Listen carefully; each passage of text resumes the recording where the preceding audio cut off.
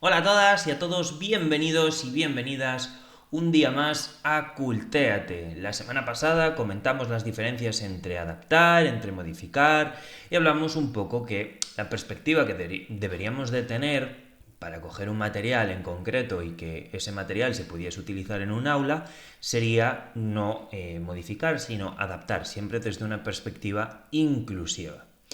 ¿Qué sucede? También comentamos que desde Cultéate estamos desarrollando una metodología que intenta unir ambos paradigmas, el paradigma de la inclusión y el paradigma de la adaptación. Y para ello desarrollamos un método. En este método hay que contemplar una serie de aspectos que están presentes en cualquier material literario, entendiendo como material literario todo aquel material cuyo soporte normalmente tiene que estar en físico, es decir, tiene que ser un libro, no nos vale material digital, aunque se podría, realizando una pequeña modificación, también centrarnos en el material digital, pero no es en el material digital en el que nosotros, digamos, tenemos puesto nuestro foco, sino, como decía antes, en soporte físico. En definitiva, entendemos por material literario a todo este contenido escrito que tenga tanto valor artístico como valor literario.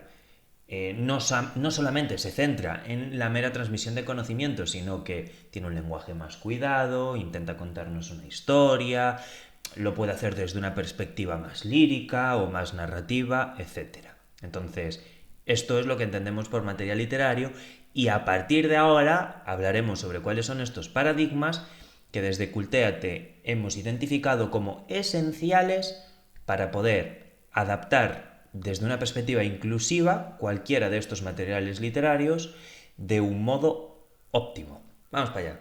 Entonces, lo primero en lo que debemos fijarnos, salvo si tenemos algún tipo de disfunción visual, evidentemente, es en la ilustración de ese material literario. Todo entra por los ojos, en principio.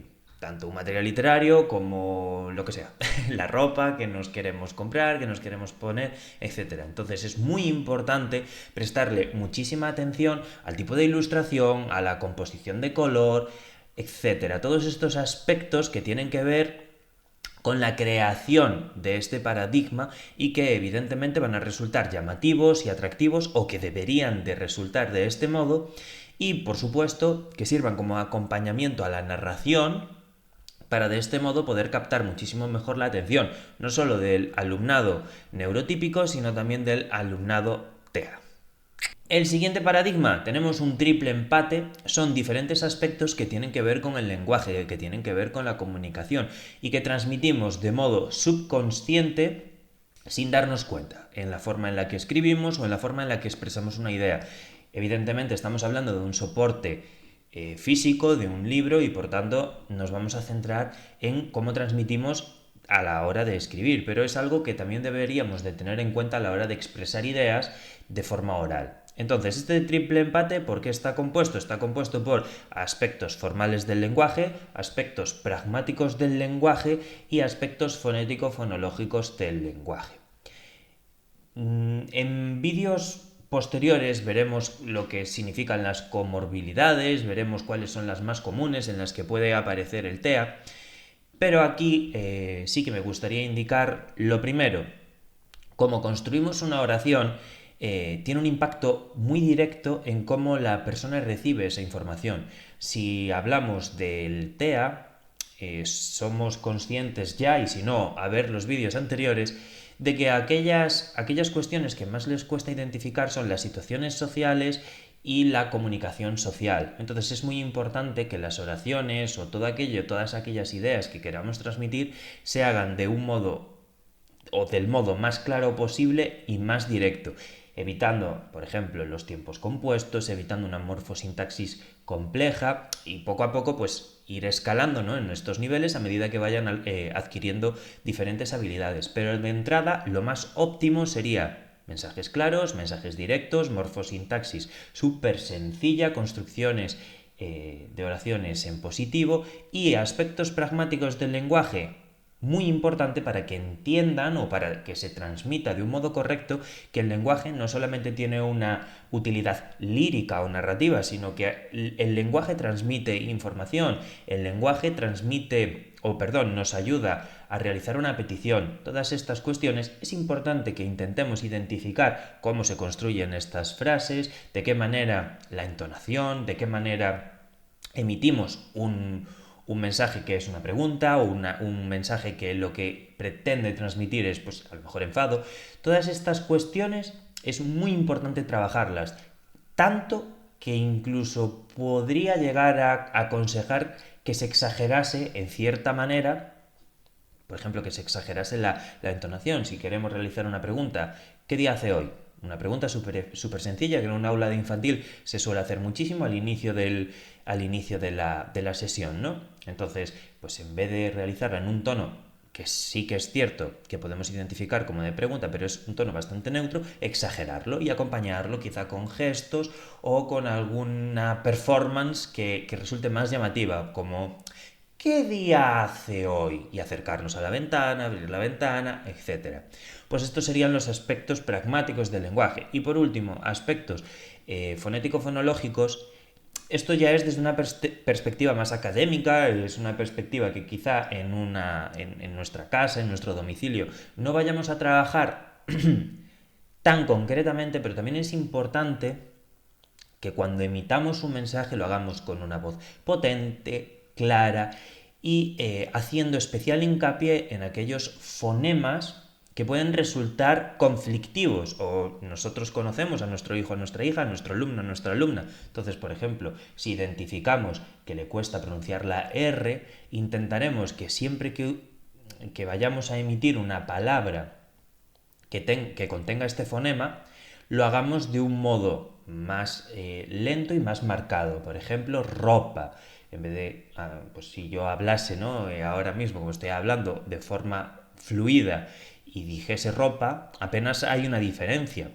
Pero si sé que tengo que trabajar, por ejemplo, este fonema, diría ropa. Intentaría pausarme y exagerar un poco el fonema. ¿Esto cómo lo transmitiríamos en la literatura? Hay modos de hacerlo, o bien segmentando las palabras para que tengan que ir comentando la sílaba a sílaba, o por ejemplo, donde apareciese la letra R, hacerla en mayúscula y en negrita, llamadas visuales como tal, para que de esta manera, poco a poco, el niño o la niña vaya interiorizando y vaya identificando estos fonemas y se pause cada vez que tenga que emitirlos. Y los últimos aspectos que hemos identificado como fundamentales, que deben ser tenidos en cuenta, serían los aspectos interactivos. Volvemos un poquito aquí a retomar lo que serían las dificultades que presentan las personas TEA, entre ellas la interacción social. Si nosotros tenemos un material literario plano o un material literario que sencillamente nos está contando una historia, nos está encerrando, ¿no?, en nuestro propio mundo, en nuestro propio ser lector, estamos en realidad fomentando algo que queremos modificar en cierta manera para que esta persona decida que es interesante interactuar con los demás. Entonces buscamos materiales, o deberíamos buscar materiales que sean lo más dinámicos posibles, deberíamos buscar ser nosotros y nosotras mismos personas que cuando contamos ese material, si estamos en un aula o si estamos con nuestro hijo o con nuestra hija, ser más dinámicos, contar la historia incluso desde la teatralidad. Todo esto es fundamental y todo esto es muy importante para que se convierta en una lectura activa y no en una lectura pasiva, para que además le llame la atención y digamos que el compendio de todo lo anterior que hemos hablado se cierra en este último paradigma, ¿no?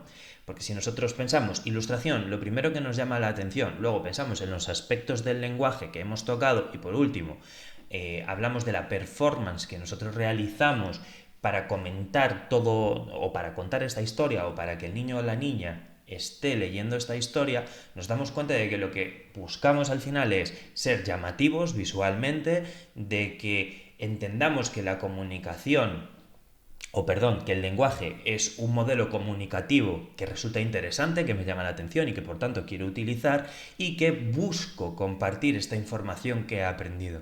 Entonces todo este círculo se cierra a través de la interacción con el material. ¿Cómo podríamos fomentar esta interacción con el material? De diferentes modos. Entraremos en detalle en vídeos posteriores, ¿no? En cómo ir modificando, cómo se podrían modificar todos estos aspectos. Ahora mismo un par de pinceladas.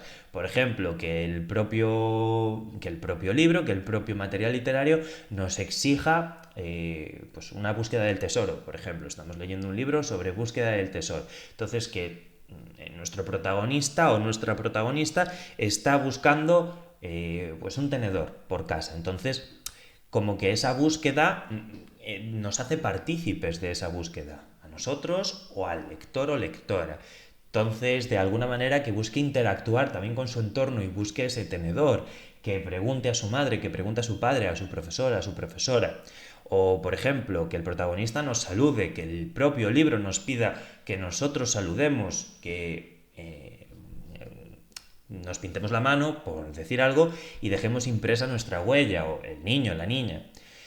Hay un montón de situaciones que se podrían dar para provocar esta interacción. Solo hay que darle una vuelta de tuerca y buscar estas interacciones. Y como veis, todos estos ejemplos que he estado poniendo no implican en momento alguno que la persona deba de tener TEA. No implica que la persona deba de ser una persona TEA.